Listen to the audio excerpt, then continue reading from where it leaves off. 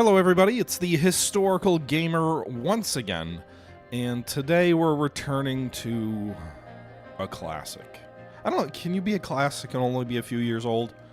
We're returning to a great game, which we have not played in a little while on this channel, and that is because there is currently a sale going on Steam for some, I guess it's a visual novel sale, and I think it ends at 10 o'clock Central Time on the 10th. So if you're watching this live tomorrow morning, probably shortly after this video goes up. But there's a visual novel sale. It's including a bunch of games. Several we've included on the channel. One of the games I really enjoyed, we played all the way through on the channel, was called We the Revolution, which is a game. I wouldn't call any of them visual novels, but they do, like We the Revolution, basically you're a judge in the French Revolution, and you have to judge all these people who were brought before essentially a revolutionary tribunal. Many of them are historically significant characters. It's sort of an alternate history game. You have to manage a relationship within the power structure of France. You have to manage a relationship with your family. It's a really interesting game that I enjoy a ton. And we haven't played it in a while, but it is on sale until 10 o'clock tomorrow Central Time. Another game we've played on the channel a little bit is called For the People.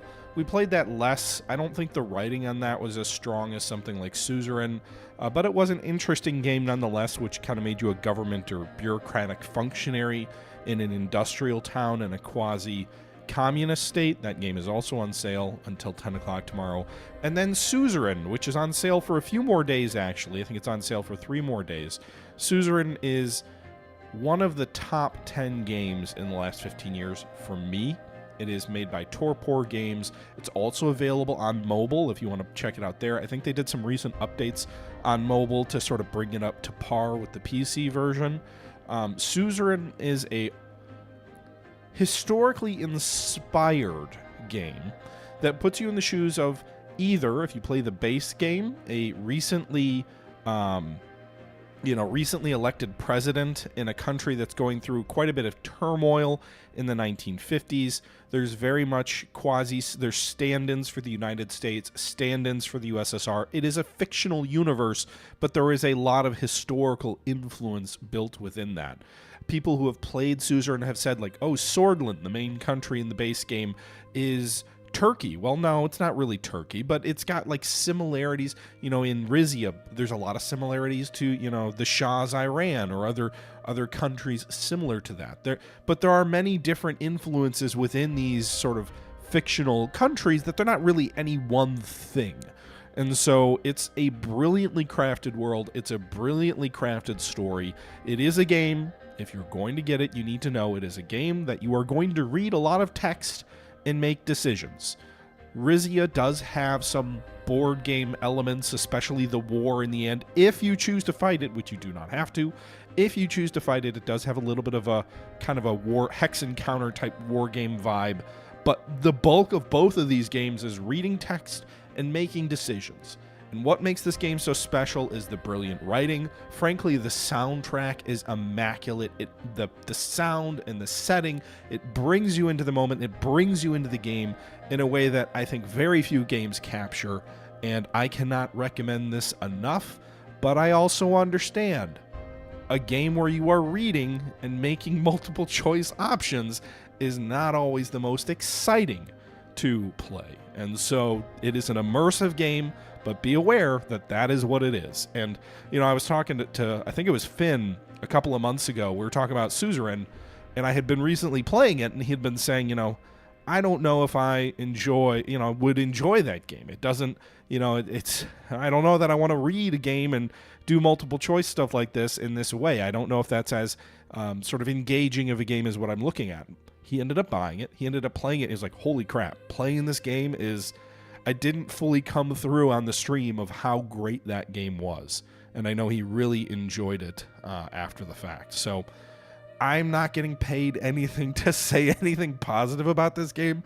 It's just one of those games where it's like you see it, you want it to be successful. You want people to experience it, not to write it off. And so that's where my championing of this comes from. Now we're going to start, that's enough of me rambling, right? We've been talking for 5 minutes since we sort of started here. So why don't we go ahead and jump in here? So we're going to play a new game. We are going to, actually, did I even choose which country? Are we, wait, back. Are we playing as, I forget, where do I choose which country? Okay, so we could either do Rizia, which is the DLC, or we can do the main story of Sordland. I don't even remember where I choose that. But I think we're going to play as Sordland. I have not played Sordland in a little while. I know Rizia is the newer one with the DLC of the Monarchy, but I've played the Sordland playthrough twice. Once was early on with one of the early releases where I think the game was a little bit easier, and I basically got, I think, like the happy ending, if you will, like the reformist sort of quasi centrist leader. And then I had one where I kind of mixed a little bit of more overt authoritarianism, probably too stupidly, but without like the violent crackdown, just sort of my own, like, I'm going to expand my power. So I think what we're going to do is we're going to do a new game, and I'm going to try Sordland, a slightly different approach, more of a statist, and maybe that's the soulist regime, I'm not sure. But let's go ahead and jump in. We will call ourselves, oh, I already did that. We already did a playthrough as the Butcher. Gamer. Yes, President Gamer. All right. So, President of Sordland, 37 million population. We are in a recession. We are a major regional power, and the game starts in 1954.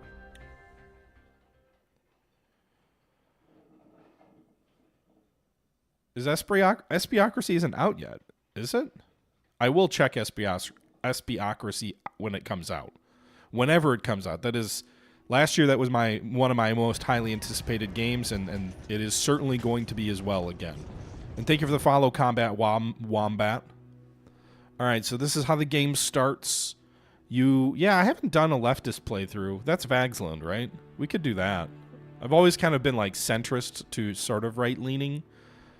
But anyway, so in 1908, the Kingdom of Sordland opened your eyes to this world. You came from a wealthy family in the city of Lockhaven, a middle-income family in the city of Holsword, or an impoverished family in the city of Gyre.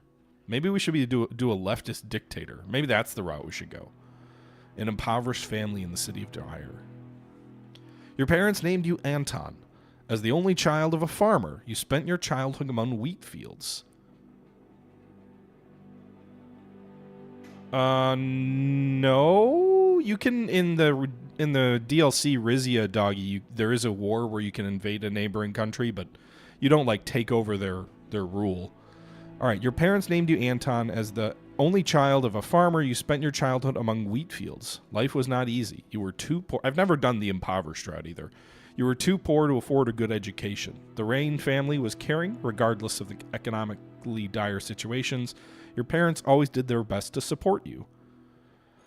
During a history class at school, the bell started to ring unexpectedly. You heard a loud commotion outside. As everyone tried to figure out what was going on, the principal announced the historic revolution. The kingdom was no more. The Republic of Sordland was born.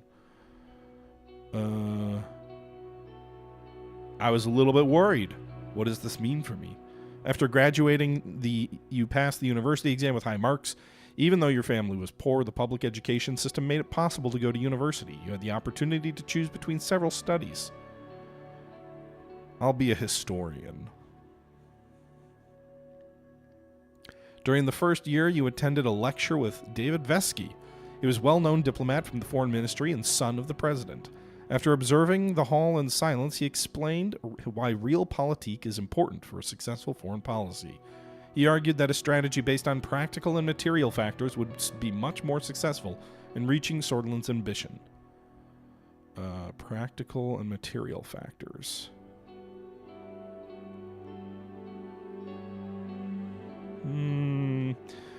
What am I being taught here? That's not very revolutionary. Soldiers entered the campus in the evening ahead of the first election. Many were in shock. Uniformed men created a security cordon, started arresting teachers. A group of students started gathering in protest along with your best friend Peter Vector, and you decided to protest with the students. I'm going to be a revolutionary, I guess. One of the officers made a loud announcement that echoed through the campus. General Luderin declared martial law in order to restore the administration. You joined the students and slowly marched toward the group of soldiers. The soldiers charged! I held my ground. The soldiers beat me relentlessly. Okay, well. The coup split the students into groups, causing frequent fights. Torture and imprisonment of any opposing voice became a daily routine in Dire. You didn't want to stay idle. You decided to join a political debate group, a student council, or a human rights group. Political debate group, I guess. I'm going to be the president, right? The dozens of debates helped you hone your oratory skills while also helping you grow your network. Even though the discussions between different groups often became heated, you grew from sharing ideas. In one meeting, Peter Vectorn introduced you to a classmate of his, Monica. You were immediately attracted to her beauty, her intelligence, her diligence. Why not all three? Right? That's why we love you for all of your traits, Monica.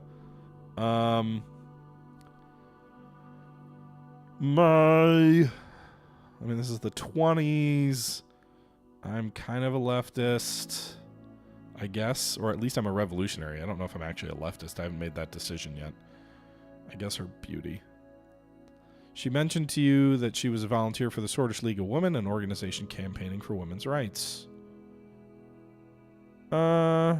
Yeah, sure. The politically charged environment led you to join the Red Youth, the Socialists, the Young Swords, the Nationalists, or stay away from any political organization. So this is where we choose whether we're left or right, right? The Nationalists, obviously right-leaning, Socialists, left-leaning, or a centrist route. Is what real, Verrigan? Yes, we're playing this. This is not real life. The game is a fictional universe. The diligence is an attractive quality? I don't know, Hunt, to me. I don't know. I guess we'll join the Socialists. I've done a centrist and a right-leaning playthrough. I've never done a left-leaning playthrough in this. The radio relay, I don't think I'm going to go hard left, but we'll see. Communist General Rickard surrounded Lutheran and his troops, demanding their surrender. They refused, and heavy fighting broke out across the country. Chaos. Workers of the world unite. Rickard suddenly attacked, causing more instability in the country, but compared to the fascists, Lutheran, he was a real socialist. This convinced you to participate in a supporting march. You were chanting, "Bring down the fascists, workers of the world unite." I'm not going to go like hard left, I don't think.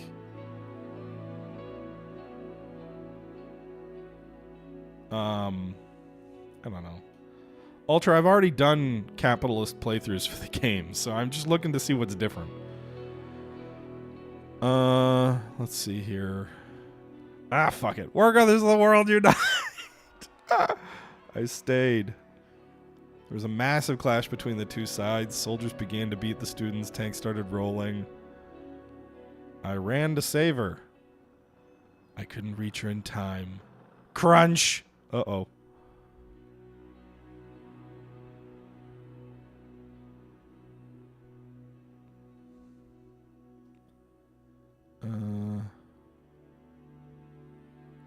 Clashes escalated into a full-blown civil war. The horrors made you isolate yourself for a while. Monica helped you cope, and love grew between the two of you. However, it was a difficult time for love. The charismatic Colonel Tarquin Sol orchestrated a sudden attack on the capital where the Ludernist and Rickardist forces were battling with each other. He defeated both, ending the war. A new constitution was written, and the military government began efforts to restore stability. Many people saw the colonel as a savior. He formed the United Sordland Party and ran a presidential campaign in the first ever single-party election.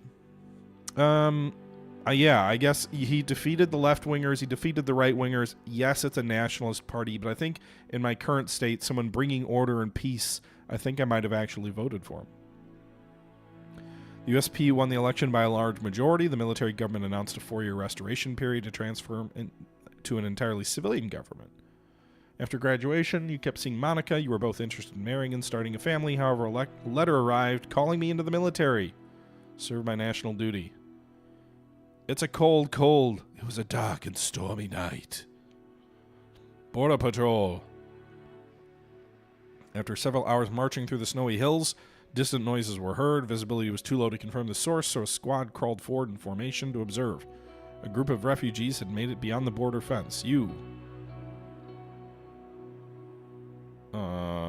So they're trying to flee, or they're trying to come in?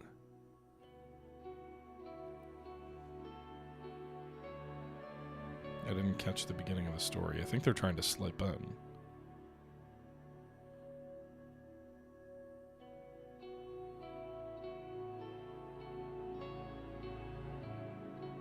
Are there chat bots, Mike? I didn't see anybody. I can ban someone if I need to.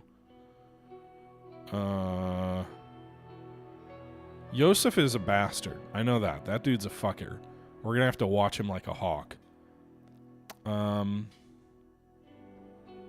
guess I escorted them back. You decided to share your lives together. After receiving the blessings of her parents, the ceremony was held in Holsword. Offered a high-paying job with the government of the United Sordland Party. It was important to start your career on a good foot, so you accepted. Working for the ruling party was the easiest path to power. It was I'll be an optimist. It was the best opportunity to change this country for the better. Yeah, I don't think any of the dialogue in this game was written by like ChatGPT or anything like that. It was very much a the game, I'm pretty sure, was written before that was in any way mainstream.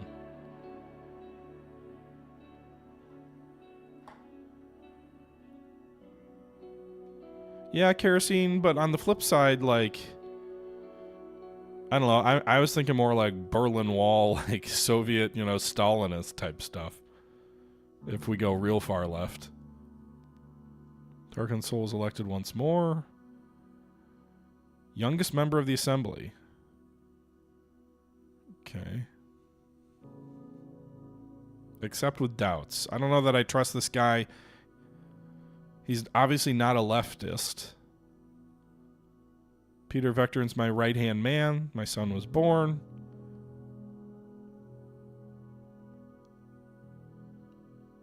Let's be real. I'm a dictator. Or I'm going to be a dictator. So sacrificed family time to improve your position in the party. Although maybe we go with our family because we're making time for them since we're not wholly bought into the current ruling regime. We'll do that.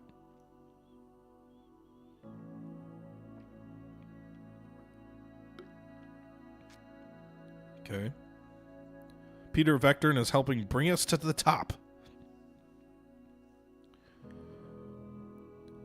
President Sol barely secured a majority in the election against the opposition leader. Over the next years, the Sordish people grew, increasingly discontent with the corruption, and this is good that I'm watching from the sidelines. Meanwhile, the United Sordland Party Congress became louder as leadership struggle began to brew. I watched from the sidelines and waited to strike. The contender for the party leadership was Edwin Alfonso, a reformist and talented business magnate who, with a growing follower base within the party. Meanwhile, in a desperate effort to secure votes, before the Congress, President Sol was meeting party members one by one. He approached me. Offered me the position of foreign affairs and trade in the upcoming government if you backed him in the upcoming vote.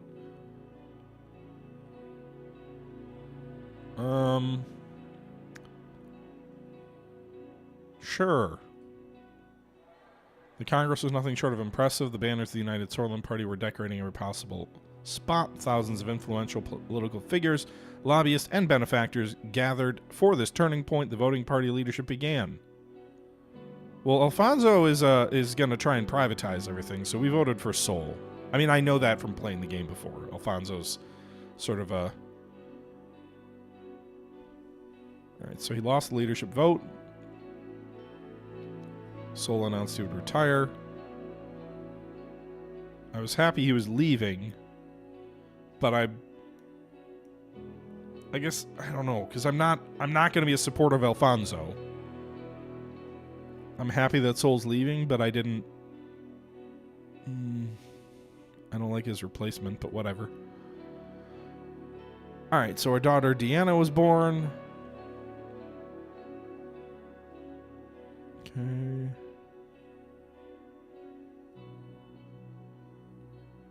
Did my best not to help him. During the general election, the main opposition leader was embroiled in a sex scandal with his secretary. He was replaced by the more popular figure Franz Richter, but the damage had been done. The new economic policies and extensive privatization program proposed by Alfonso secured an election victory for the United Sordland Party. Over the years, you did your best.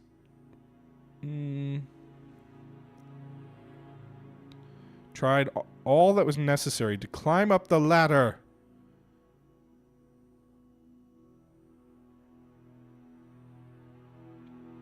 Tried to make Sordland a better place.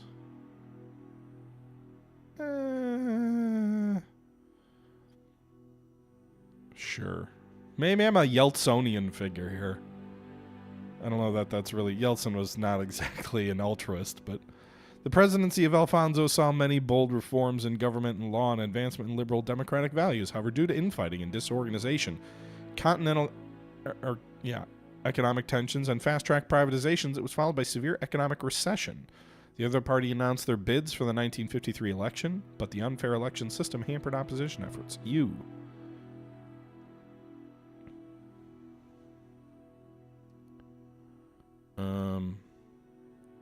The party could not survive another crisis. It is my moment!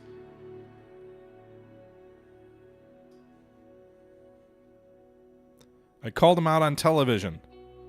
The media backlash prompted Alfonso to reshuffle his cabinet, but most of his inner circle, even the Minister of Development, Gus Manager, abandoned him. Alfonso was removed from power by a no-confidence vote. The party eventually voted you in because of your influence. Following this, you announced that you would be running for president in the general election with Peter as your running mate. After visiting every city and town during the campaign, you made a speech on state television. You promised...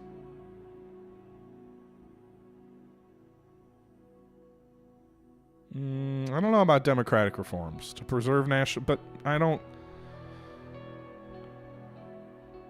To preserve national values, I guess.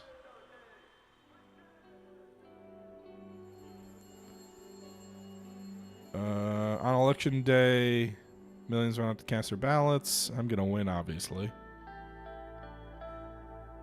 President Rayne. Anything is a national value. Goddamn right. All right, boys.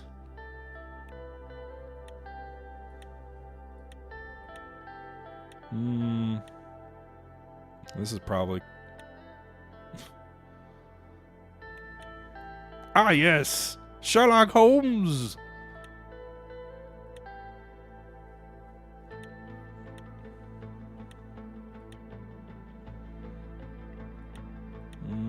Movie star?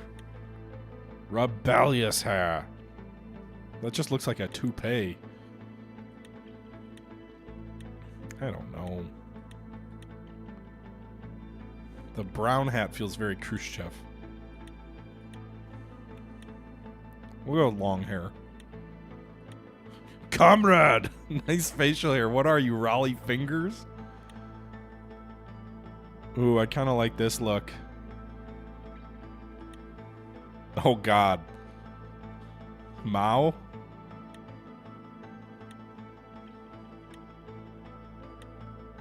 The name is Rayne. Anton Rayne.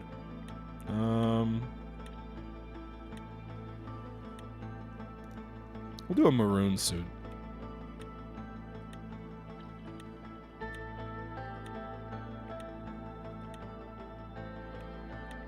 Ah, yes. Got a pipe. We'll do a cigar. You know, we're just doing it, all right? We're just doing it.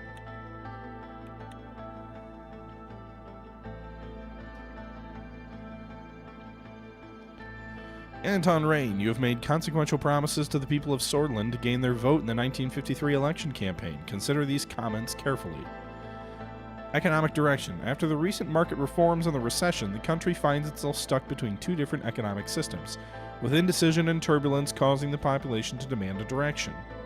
I don't really want a planned economy, but I do want some planned infrastructure, so... You know, I've always said we're going to promote a market economy. This will probably, if I go with a planned economy, it'll probably make the industrialists mad at me. But let's just see what happens if I promise that, I guess. Global rivalries between capitalist Arcasia in the west and the monarchy of Rumburg to the north. The Communist United Cantana to the east are intensifying. I've never gone with a line east, so let's try that. The problem is we've got a capitalist nation to our south. That's a real problem. I don't think I can do anything about Rumburg. They're really their own thing. But I guess we'll align east. Maybe they'll give me some money because I'm going to have problems with not privatizing shit. We're going to toughen immigration laws, I think. We're going to do our own little iron curtain here. Term focus. What do we want to do?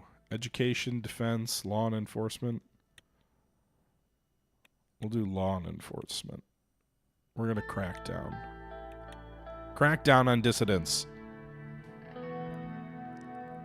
2 weeks have passed since we won the election. And now I was about to be sworn in as the 4th President of Sordland. Thousands were watching the inauguration ceremony, cheering my name. Anton. The die was cast. In the distance, the Maroon Palace stood on top of the famous Hill of Pride. I had no way of knowing what future awaited me there. I looked at my family. My son, daughter, Frank and Diana were next to Monica, my wife. Her eyes were glimmering with pride. Then I turned toward the key people who made it all possible, of course. Of course, each individual was promised an important position in my government. I saw my previous rival, the former President Ewald Alfonso. Tarquin Sol was also invited, but as expected, didn't leave his island retreat. As my thoughts slowly faded away, the reality of the situation dawned on me. Orso Hawker, the Chief Justice of the Supreme Court, was waiting for me. Her lack of diligence was a big turnoff. I said beauty, Nimue. I said beauty. The time for the oath has come. I am ready. Please repeat after me. I do solemnly swear that I will respectfully execute the office of the President of Sordland, and to the best of my abilities preserve, protect, and defend the people and Constitution of the Republic of Sordland. You may now deliver your inauguration speech, Mr. President. Let us begin. I said culture, right? My fellow swords!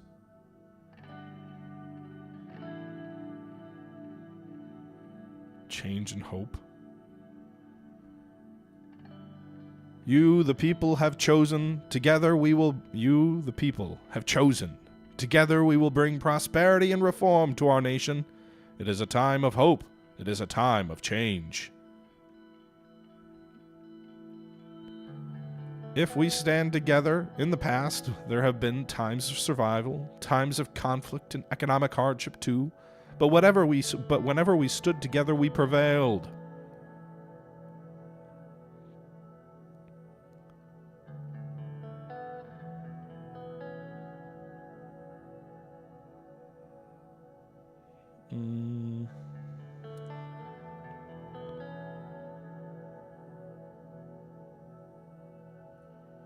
The future awaits us. It is time to turn our faces to the east.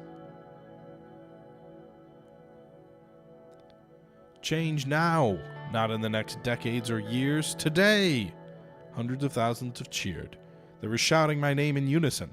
I felt the responsibility, the power, and the burden at the same time. Raise my fist. I took a long look at the people of Sordland to burn this moment into my memory. One of the presidential guards came by to notify me that it was time to leave. I made my way to the leading car in the motorcade. The presidential state car was a jet black Collada with flags of Sordland above the front headlights.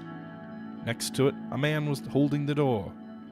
And Mr. President, I still felt euphoric from the aftermath of my speech. Hearing my new title made me smile even more. Serge. Nice to meet you, Serge.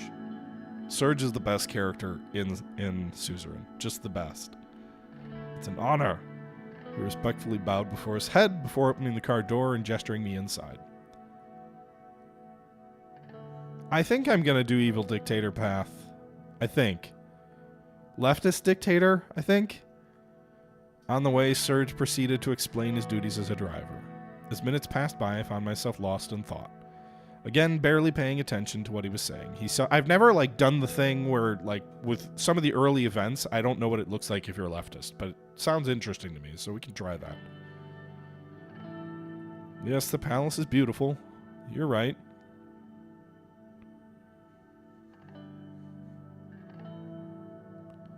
So do I, Serge. It's the beating heart of the nation, after all. Well said, Mr. President. Morganus Vescor, the famous swordish phrase from the times of revolution. Morganus Vescor, Vectern sis da, which means morning will come, victory is close. Vectern sis da.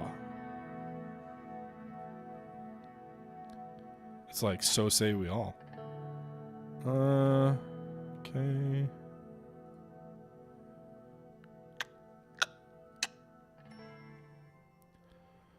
Alright, so we're going to get a bunch of, like... Oh, never mind. Low production in Agland. High rates of food insecurity and malnutrition. Lack of investment. Van Horten. Prime Minister Van Horten congratulated us on our election, praised our party's stance on just and transparent elections, signaled his wish to continue the trade partnership between our countries as equal partners, as opposed to the earlier trade deals where he believed gave Sordland an unfair advantage. Chancellor Hegel has sent his congratulations on your great victory and wished for close cooperation between our countries in the future. Hegel signaled concessions from Vagland in case of a promising trade deal.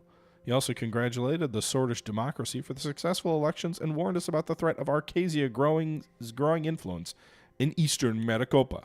Eastern Maricopa is sort of the political region that we exist within. Port of Lockhaven loses importance. Maritime traffic, no longer the busiest on our continent, falling behind to third position. Okay. So we have some infrastructure issues within our country. Before we do the briefings, I just kind of want to click off the various congratulations. Smolak, he's the dictator on our border. Oh my god. Is there a better way to do these updates?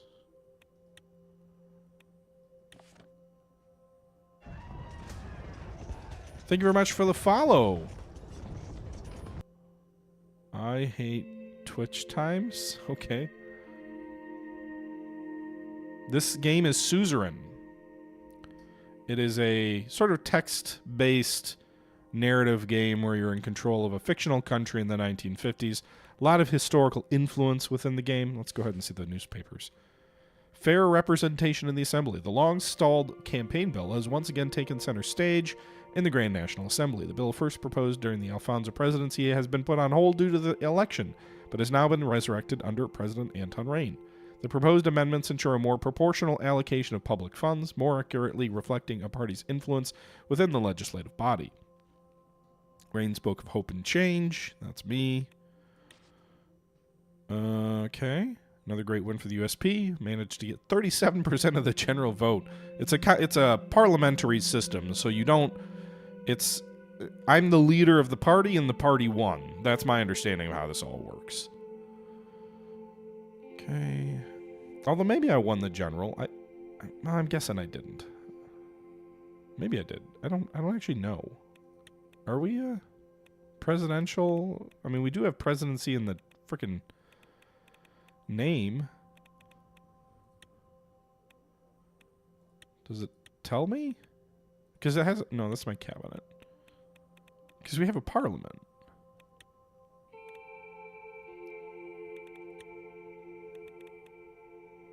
I love how, like, this frickin' thing has Wikipedia chunks of history built into this. Like the Marcaean Empire before, the Rayne aristocracy, the migration periods, the tribal wars, like...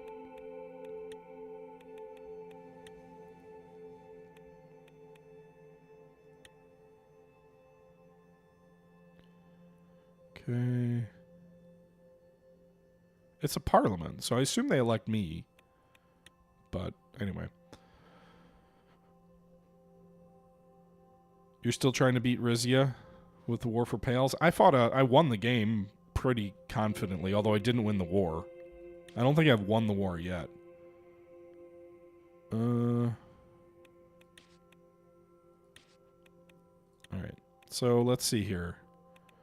Logistics issues. Yeah, we've got major infrastructure issues within Sordland.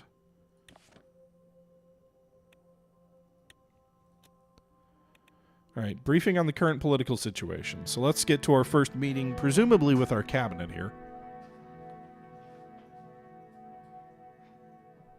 You don't think Anton has much influence? I mean, he rules through his cabinet, right?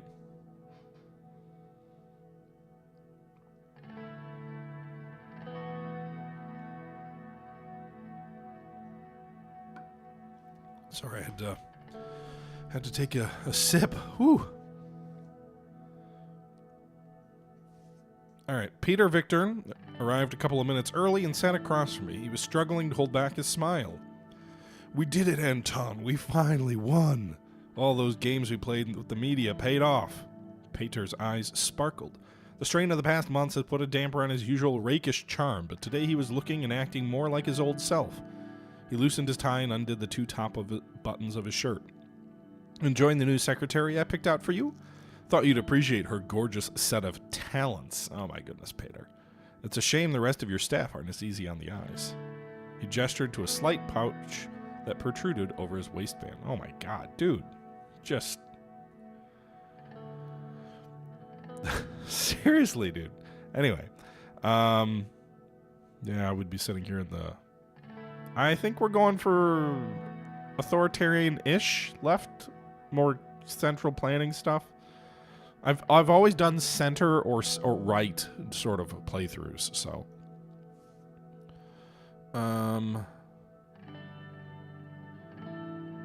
Let's celebrate. I got my hands on something special for us, an El Rey Maroon 30-year-old. We'll celebrate at the inaugural ball, just hanging there till the evening. I don't want to get drunk before we go see a bunch of people.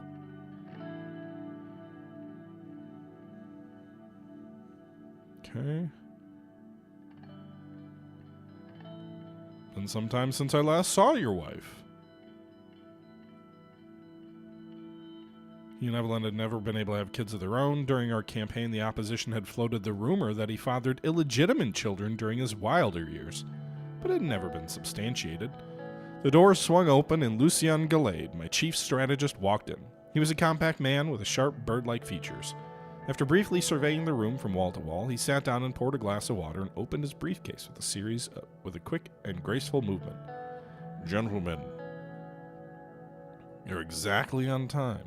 Hello, Peter. Lucien turned his head toward me. He very slightly bowed his head. Glad to see you, Lucien. It's a privilege to be here, sir. Lucien spoke in a soft, clipped tone that immediately drew your attention towards what he had to say. Peter and I waited for him to proceed. Let's start by evaluating our current situation. The majority of the Sordish people demand change. They're more concerned about the economy than the Constitution, but they blame the system for their problems. People are losing their trust in our democracy. Why do you think radicals like Bernard's Circus are becoming more popular? Everybody's expecting us to bring the change the last government did not. Franz Rector, leader of the Reformists, believes that true change can only be accomplished by transferring some of our powers to the Assembly.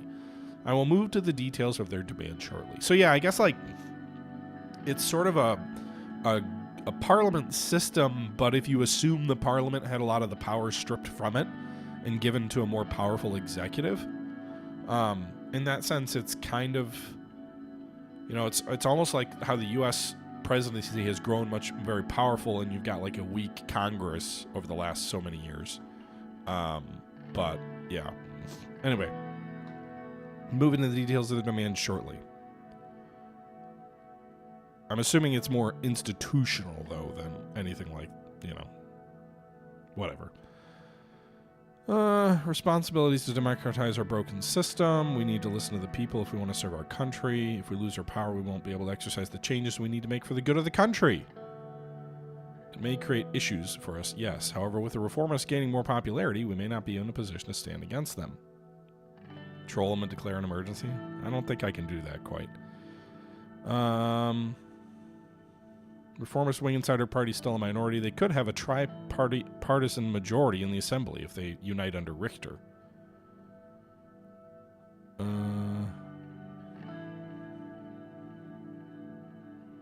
Our party must fall in line with our position. We cannot have a strong divide.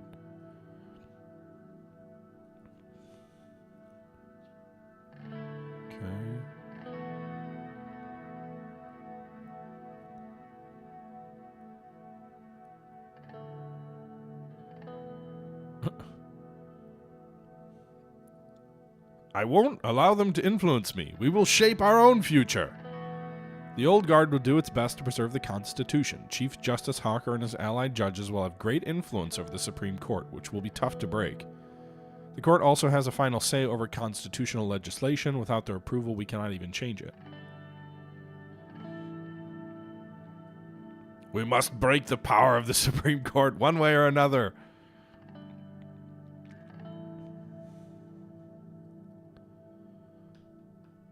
I would say it's more fair to give us more power and the Supreme Court less. A comprehensive reform that would make the reformists happy would mean maintaining a balance between all branches of government, which means removing your absolute veto as well. The reformists demand that all loopholes in the Constitution are closed. We cannot underestimate the situation. However, to reform the Constitution, we must receive a 2/3 majority in the Grand National Assembly, which is 166 votes, and a simple majority of the Supreme Court. After we have settled on how to proceed, we will need to talk to our party figures. Our first goal must be to get the 150 signatures needed to start the process. Following the green light from the USP, we will reach out to the other party members. The last step is to convince the justice of the court. Okay?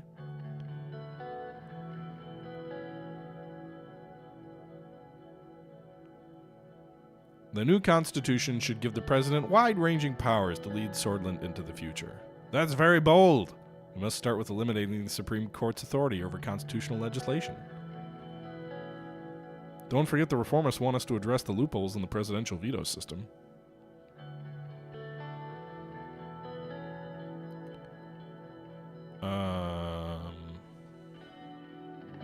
Sure, it'll be looked at in detail. If I can break the Supreme Court, as long as I've got my own party behind me, then losing a little bit of power on the veto side is less relevant. I think, anyway.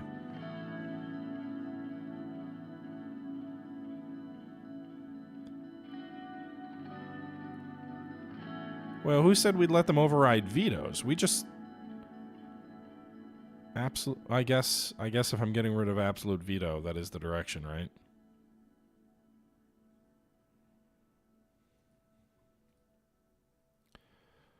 Okay.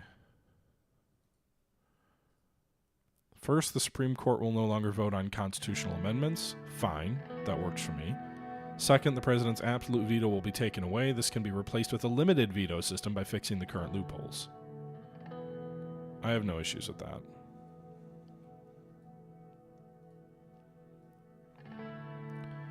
Reform. I know that's not like quite the full dictator mode, but I also need to be realistic about like what I can accomplish. If I can break the Supreme Court, keep my own party in line behind me, I can still pursue a more, I think, authoritarian approach.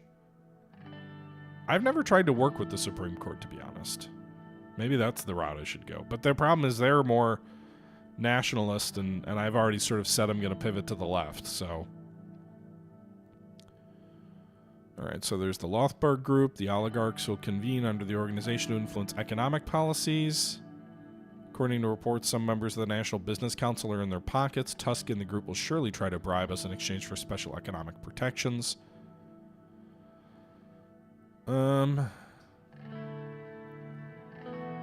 We won't let these privileged, greedy capitalists ruin the country. As far as I know, Marcel Cornati has some strong ties to the group. His influence could definitely be an asset for us.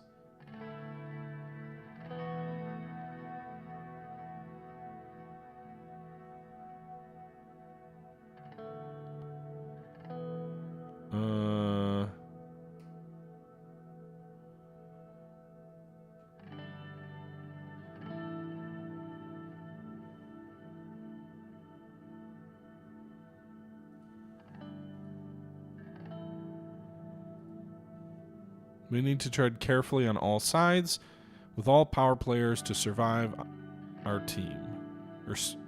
I need to underline the seriousness of the situation. The militaries and general staff are a powerful element in the state, and history tells us a dangerous one, too. We have some room to make structural changes by reducing their budgets, for example, but it is quite limited. I don't want to die in prison.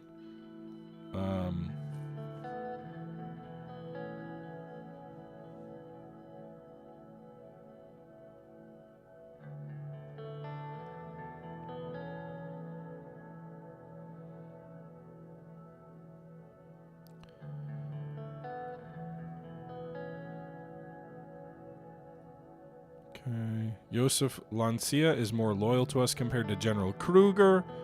Is he, though? Because last time I played, Josef overthrew me.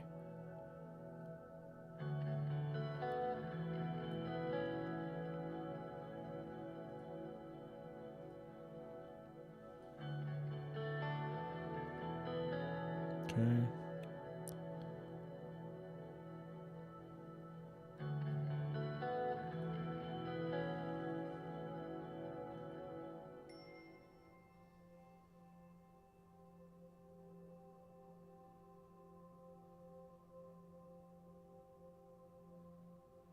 Emergency is the path I haven't made? Huh. Okay. Alright, so...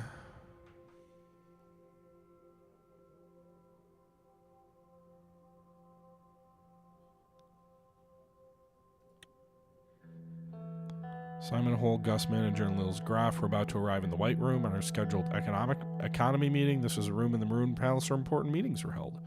Two assistants arrived first, carrying a heavy projector. They stood by the door, waiting for the ministers to enter.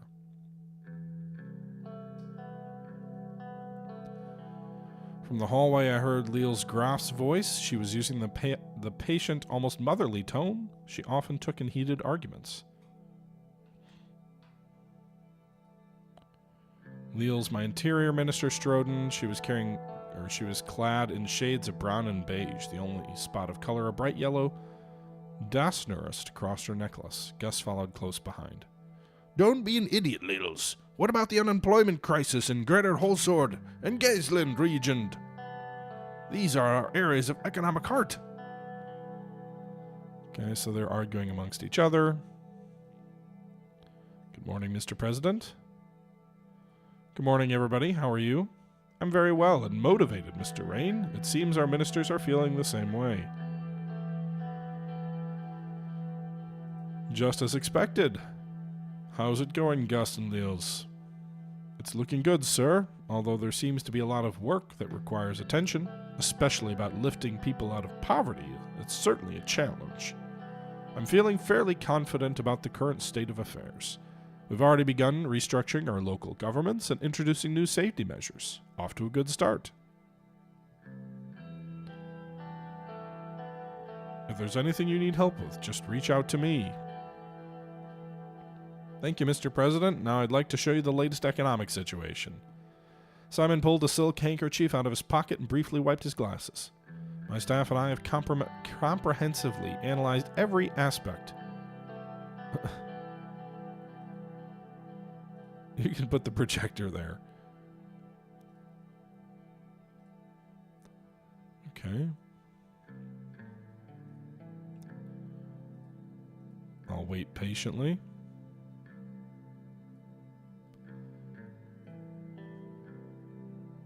Okay.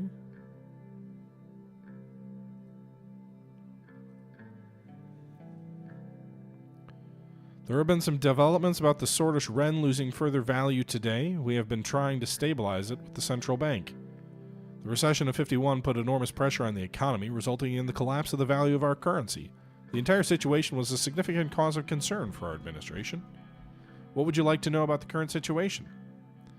What's our GDP and debt situation? Our current GDP is 310, God, where'd I get 20, billion Swedish Ren, and the national debt is 427 billion.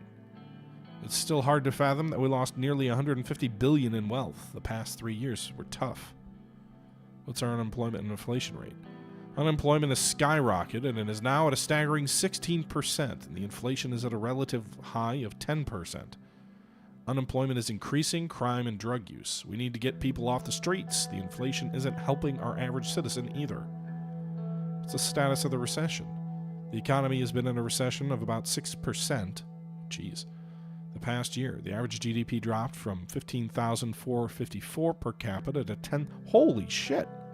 They lost a third of their frickin' wealth? Their income? Okay. As you can see, the situation is alarming, but not everything is negative. The extensive privatization program of Alfonso and key foreign direct investments has left a large budget surplus, which we can use to stabilize the crisis. The primary subject that we need to settle on is what the general path will take in our term. Solonomics-based nationalization happened in the 30s, and Alfonso's privatization began during the end of the 40s. What will our administration focus on? One of our main promises was to promote a planned economy to stop the recession. To be frank, I still don't think that was a good idea. Thank you for the follow, Weapon. We should go back to Solonomics. That's the reason for the recession. Self-sufficiency will help us in tough times.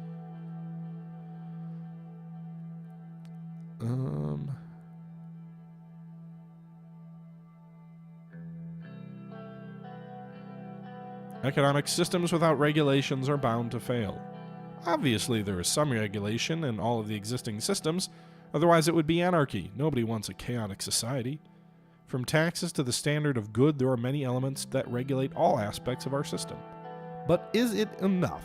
I doubt it. If we can manage to plan more aspects of the economy, our chance of success would increase with a talented team like ours. The structural problems of Solonomics were going to lead to a recession according to the predictions at the time anyway.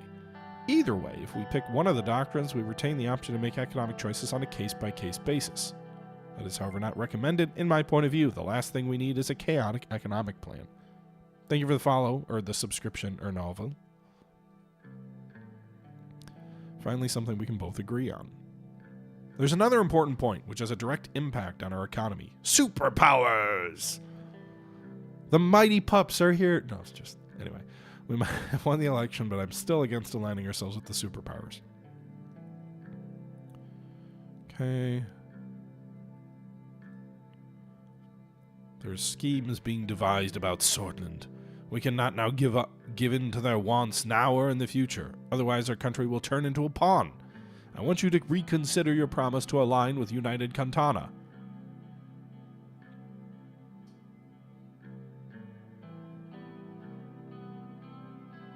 There was a revolution that was started by United Cantana.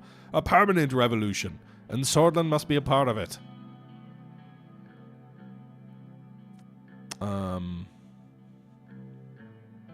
I don't want to make her an enemy quite yet. I won't let United Cantana control Sordland.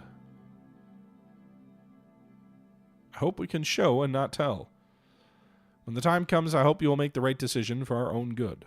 We should attract more foreign direct investment, Mr. President. We saved the country from a full-on depression in 1952 and 53 by signing lucrative trade deals with nations such as Rizia, yay! Lesbia and Canal. Rizia is the country you get to rule in the DLC, for those of you who aren't aware. There's some really nice golf courses. Let's go check them out. I was working on designing a polo. I'm just fucking around with it. I don't really move a lot of merch. I don't really try to. But I was like, hey, it'd be cool to have like a little polo with a little H, embedded on the chest. I can wear it and I can go golf and look like a silly person. Like, what are you wearing? My own shirt. Some input forward legal documents outlining the possibilities with both economic doctrines listed. No, we're not going to do free market.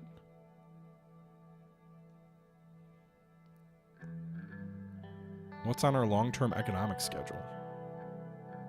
Picking a construction company, trade relations, tax reform, and welfare privatization, or nationalization, and if it issues would be some of them.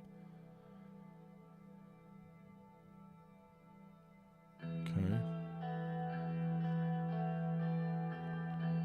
Would a planned economy focus bring us stronger allies? It would make United Cantana diplomatically look at our country in a more positive light. They're proponents of a planned economy. The influence of Arcasia on the world economy is extensive. Our economic strategy would be based on internal reasoning, though.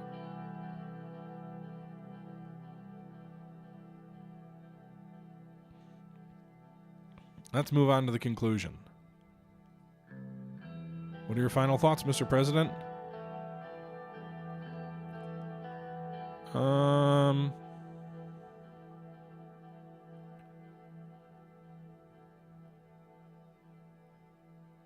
So this feels like a partial...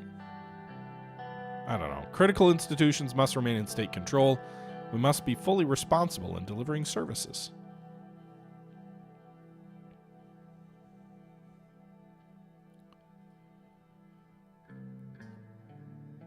We promised planned economy, so we should probably stick to that. Well, Gus, literally, I ran on that as my platform. You think on day one I'm just going to be like, haha, just kidding. Come on now. But with that being said, we've been going for almost an hour, so we're going to wrap this first part up here. I hope you guys are enjoying this return to Sordland. And we'll see how things play out in our next episode. Until then, however... This is the Historical Gamer once again saying thank you very much for watching, and until next time, I'm out.